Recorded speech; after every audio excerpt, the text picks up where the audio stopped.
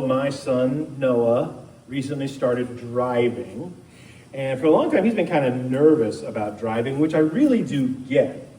But the more places he wants to go, the more ready I am for him to start driving himself. So some people are like, the minute that they turn the appropriate age, they're there. They're getting their permit. They're getting their driver's license.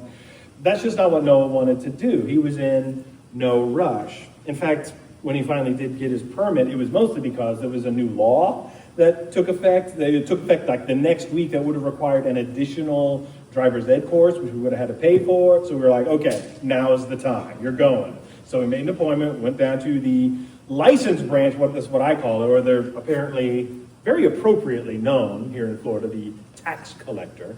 And of course, one of the things that is part of that experience is providing proof of your identity, right? Because in Florida, that means you bring your birth certificate, you bring your social security card, and you need 2 proofs of residential address. And that was the hard part in Noah's case, because there's like only certain types of mail they will accept, and we didn't have a ton of mail with his name on it.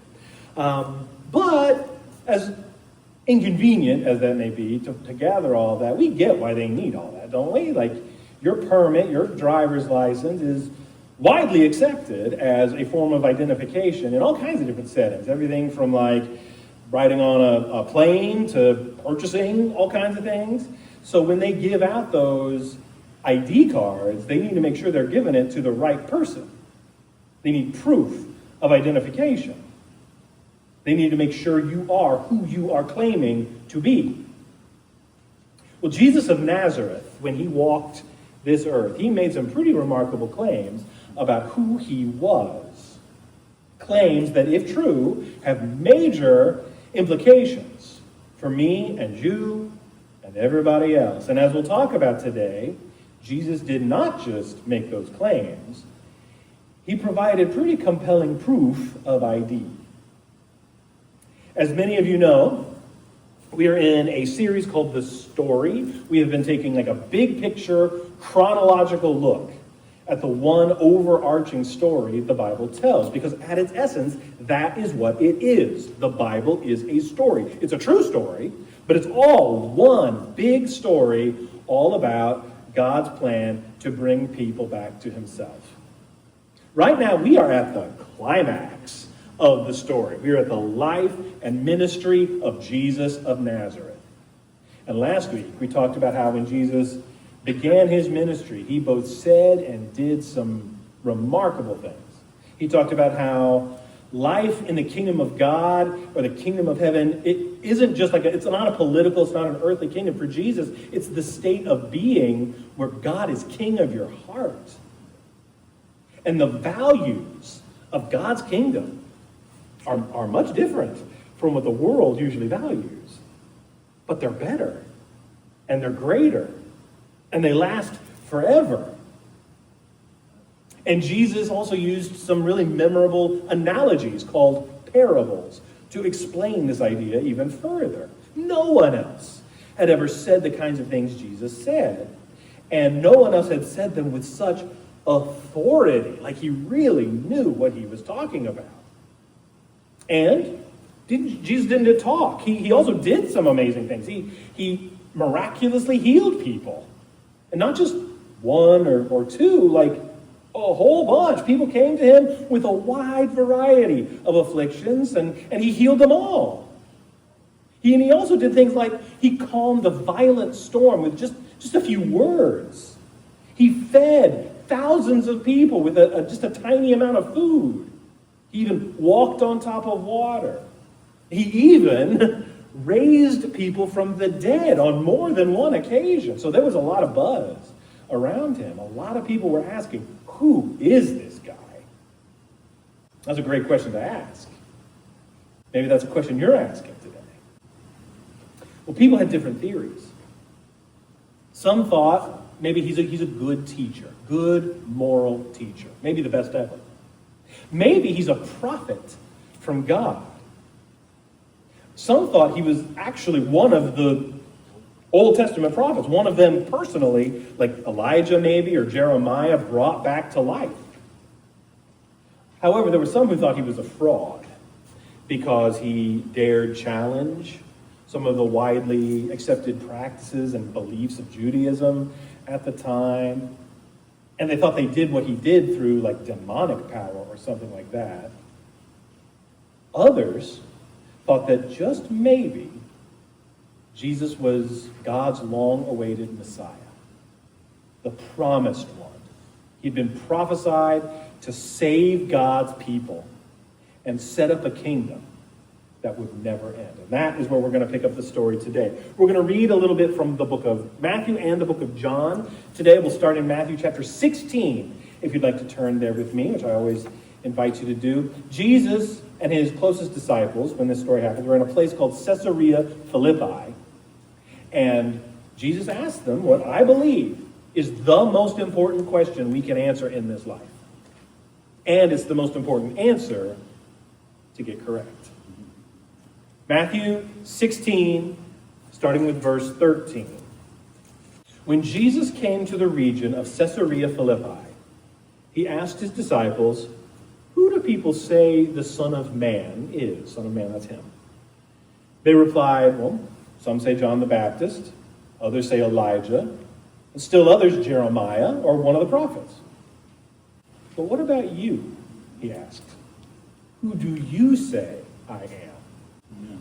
Simon Peter answered, "You are the Messiah, the Son of the living God." Okay, so this happens approximately at the halfway point of Jesus' earthly ministry. And he's with his disciples, and he's talking to them, and he says, "Okay, you've heard some things. What are people saying about me?" And so they tell him some of the popular theories. And then he asks the question, the big question, okay? But based on what you've observed, who do you say I am? What do you think? And Peter is like, "You are God's Messiah," or Christ. Those two words mean exactly the same thing. One is Hebrew, one is Greek.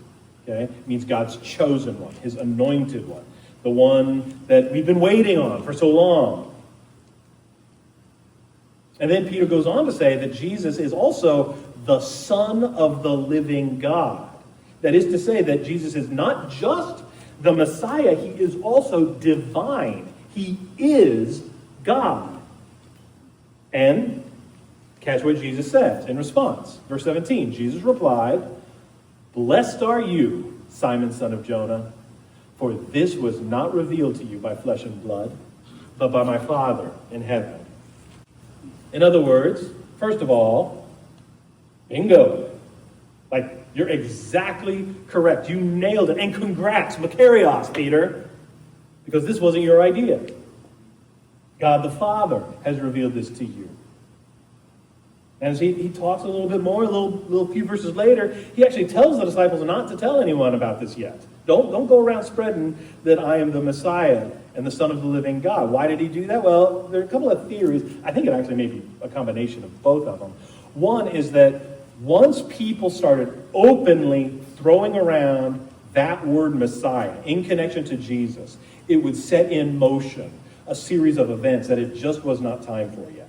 Like, Jesus still had some things he needed to do, he wanted to do, and it wasn't time for that in his ministry yet. The other main theory is that Jesus said that because the word Messiah, it held such a political connotation at that time, and he didn't want people to get too sidetracked on the wrong idea. Just about everybody thought in that time and place that the Messiah would come to kick out the Romans and set up Israel as a new physical, political kingdom. And while Jesus never seemed interested in doing that, even his own disciples didn't always get it. They didn't always understand what Jesus did come to do. And we see that in this very same chapter. Verse 21. From that time on, Jesus began to explain to his disciples that he must go to Jerusalem and suffer many things at the hands of the elders, the chief priests, and the teachers of the law, and that he must be killed. And on the third day, be raised to life. This is one of several times Jesus straight up tells his disciples what is eventually going to happen to him. It was always the plan. And it was one of the main reasons Jesus came into this world, is to die, to be the once and for all sacrifice that would make true forgiveness of humanity's sin possible. But that confused the disciples because that does not sound very much like what the Messiah they were expecting would do. So, Peter took him aside and began to rebuke him. "Never, Lord," he said, "this shall never happen to you." Jesus turned and said to Peter, "Get behind me, Satan. You are a stumbling block to me. You do not have in mind the concerns of God, but merely human concerns." Talk about a roller coaster ride for old Peter, right? Like he gets the most important question right. But then 7 verses later, Jesus calls him Satan. And I think he does that because I believe Satan is genuinely tempting Jesus through Peter in this moment, not to go through with the plan as God had laid it out for him. But let's go back to that question that Jesus asked, "Who do you say that I am?" And Peter says, "You are the Messiah, you're the Christ, and you are the Son of God." Jesus is like, "Correct, that's who I am." But this is hardly the only time that Jesus makes those claims. He does it repeatedly throughout his ministry. Sometimes it's very subtle. Sometimes you have to really understand the cultural context and all that. Sometimes it's very obvious. Like when he's in Samaria talking to a woman at the well, he just straight up says, "Yeah, I'm the Messiah. Yeah, nice to meet you." To talk through all those occasions today would take, way more time than we have time for. And nobody wants that. So I just want to highlight just a couple more of the times when Jesus most clearly claimed to be not only God's Messiah, but also God himself. And to do that, our next stop is going to be in the book of John, chapter 8, if you want to flip over there with me. John chapter 8. Most scholars believe that John was the last of the Gospels written. And one of the reasons he wrote it was to fill in some of the gaps that the other gospel writers did not include, because he experienced things, he personally witnessed things that not everybody else did. Therefore, John includes a lot of things that are only found in John. And one category of the things that only John records are 7 statements Jesus made using the words, "I am." I am something. Now, you might already be aware, or maybe you remember from earlier in the series when we talked about it back in May, the words "I am" carried very great significance for the Jews. I am, or Yahweh, was the covenant name for God. It is how God identified himself to Moses all the way back in the book of Exodus at the burning bush. So that name was holy to the Jewish people. They would not even speak it out loud. Later Jewish scribes, when they would copy new copies of the Bible, when they got to that word, they would set down their pen and pick up a new one, because only that was worthy to write the name I am. So when Jesus made these statements, these I am statements, man, they packed a lot of punch. Here's one of them, and then we'll talk about what happened afterwards. John chapter 8, starting with verse 12. When Jesus spoke again to the people, he said, "I am the light of the world. Whoever follows me will never walk in darkness, but will have the light of life." He says, "I am the light of the world." You know who else in the Bible is described as light? God the Father. Like, remember back when he led the Israelites through the wilderness as a pillar of cloud by day, pillar of fire by night. And Jesus is saying whoever follows him, whoever follows Jesus, will have the light of life. He's saying he'll guide us through the darkness. That is a strong statement. And the Pharisees, they're upset by that, but really they kind of get sidetracked. The Pharisees are the Jewish religious leaders, the Bible teachers at the time. Jesus and the Pharisees butted heads on a lot of occasions. They said, basically, why should we take your word for it? I mean, you say so, but why should we believe you? You have no one to vouch for you. That was a big deal in the Jewish legal system. You needed witnesses. So Jesus said, I stand with the Father who sent me. In your own law, it is written that the testimony of two witnesses is true. I am one who testifies for myself. My other witness is the Father who sent me. Then they asked him, well, where is your Father? Like they did not get it, okay? He said, you do not know me or my Father. Jesus replied, if you knew me, you would know my Father also. Like calling God his own Father, even that was revolutionary. That was a big deal because he was saying they were of the same substance. He spoke these words while teaching in the temple courts near the place where the offerings were put, yet no one seized him because his hour had not yet come. It just wasn't time yet. But Jesus says, if you knew me, you would know my Father also. Because they're one and the same. Like, to know one is to know the other. Like, people, I mean, you just didn't say stuff like that. Especially in that society, it would have been seen as blasphemous. That word blasphemous, you're telling lies about God. And that was one of the worst types of sins you could commit in that culture. And then Jesus goes on, he has a discourse with the Pharisees there in chapter 8 about how he was sent by the Father on a mission, that his will and the Father's were perfectly aligned. He said that his followers knew the truth about him, and the truth would set them free. That is the context of that very famous verse. And then they kind of get sidetracked. They start talking about Abraham, whom all Jewish people looked to as like the founder of their faith. He's the model of faith. Christians look to Abraham in that way as well. And it leads to just an incredibly powerful moment, a stunning claim by Jesus. We're down in verse 51. Jesus says, very truly I tell you, whoever obeys my word will never see death. At this they exclaimed, now we know that you are demon-possessed.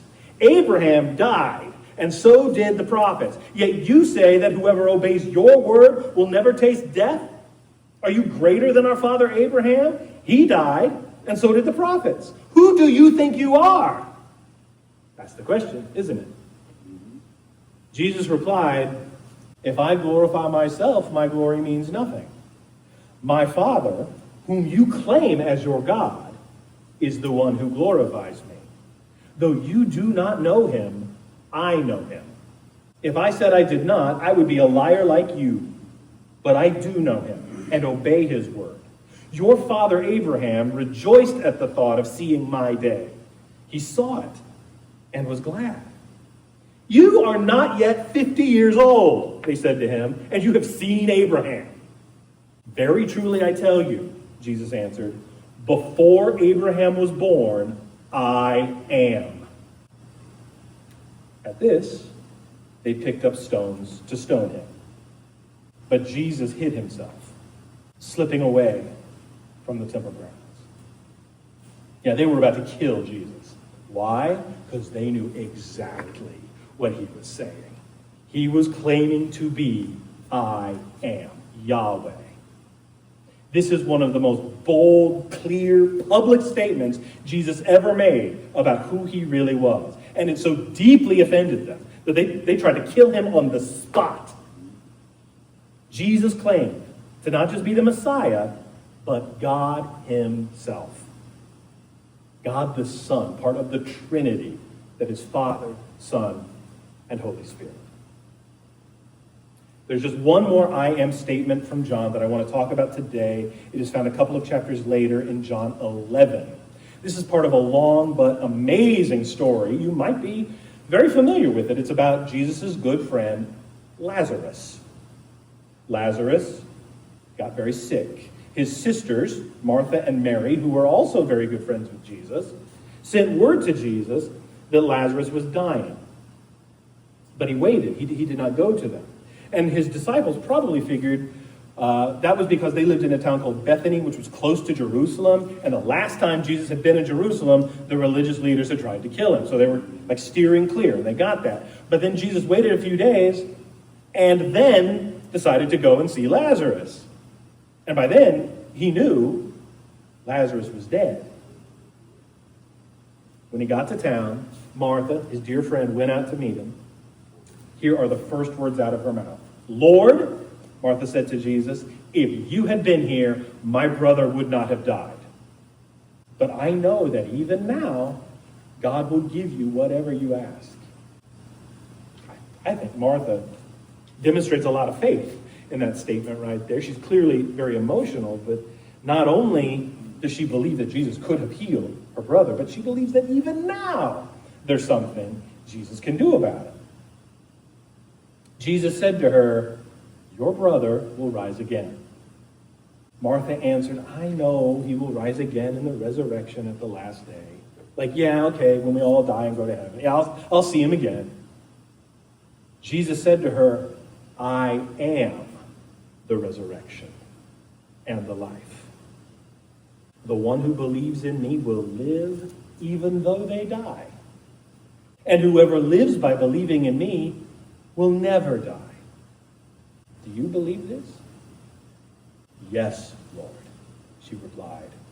"I believe that you are the Messiah, the Son of God, who is to come into the world."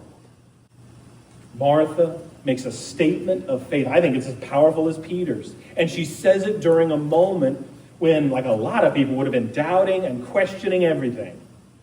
She says she believes that Jesus is the Messiah or Christ and the Son of God. Jesus says he is the resurrection and the life. He is the way to true and everlasting life, and those who follow him won't die. Not really, not permanently.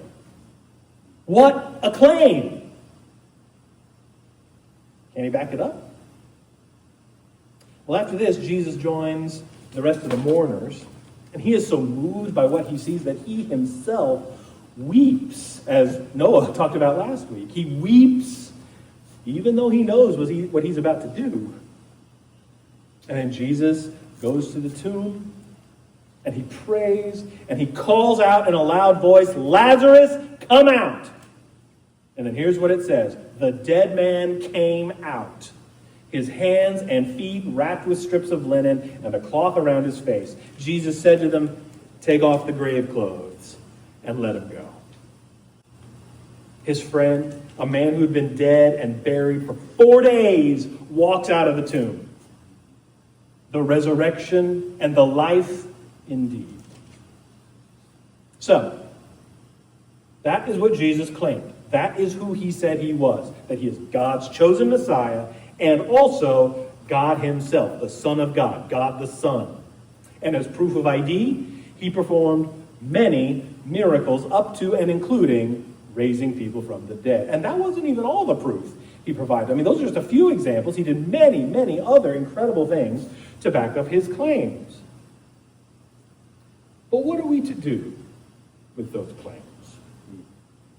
Probably everybody in this room, I would dare say, has been the target of an attempted scam at some point. A Nigerian prince who has an enormous amount of money and he just can't find anybody to give it to. So he's just going to give it to you to hang on to it for him. A catfishing scheme that preys on the lonely and vulnerable with somebody who's just like impossibly good looking and they just want to spend time with you. A text message that you get that says you have not paid your toll when on a certain bridge or something. I don't remember even going over that bridge, but it says you owe this toll, whatever. I've experienced all those and more.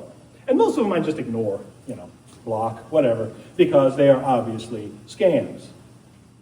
But there are a few that I at least do investigate because, okay, there are certain implications they carry if it does happen to be legit. I at least need to check it out.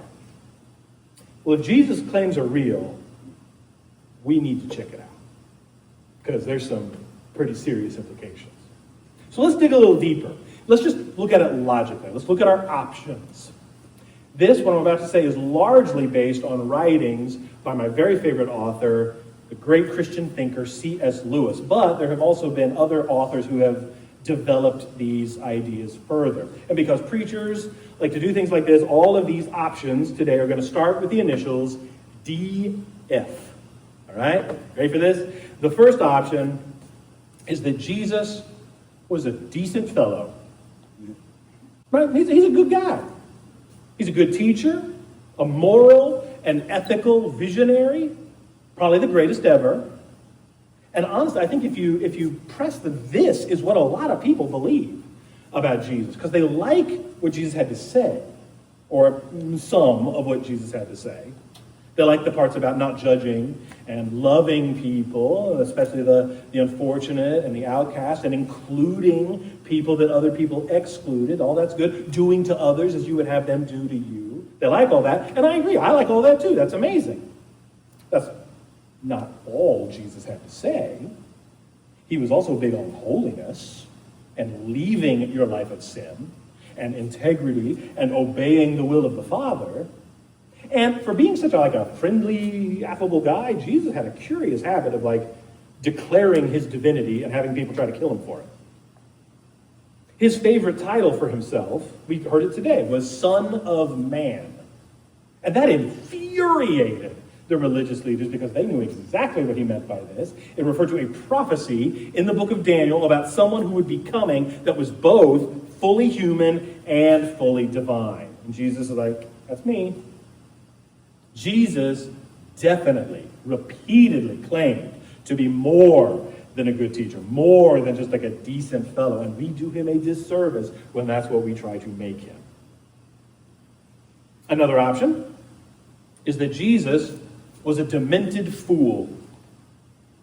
He made these claims about who he was. And maybe he even believed them. But they just weren't true. He didn't realize it. He was a crazy person. And to be fair, that's probably what you or I would think if we heard somebody making these claims. I am the Son of God. Oh, really?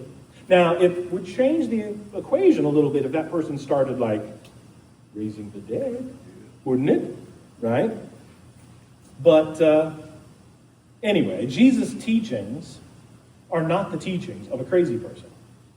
I mean, they were revolutionary, sure. But they also made a lot of sense, so much sense that people are still studying them and their lives are being changed by them to this day. And also, historically, lunatics tend to attract other lunatics.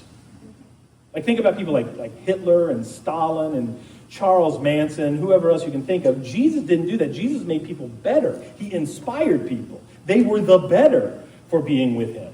He took ordinary, sinful people, and he turned their lives around. And he continues to do that.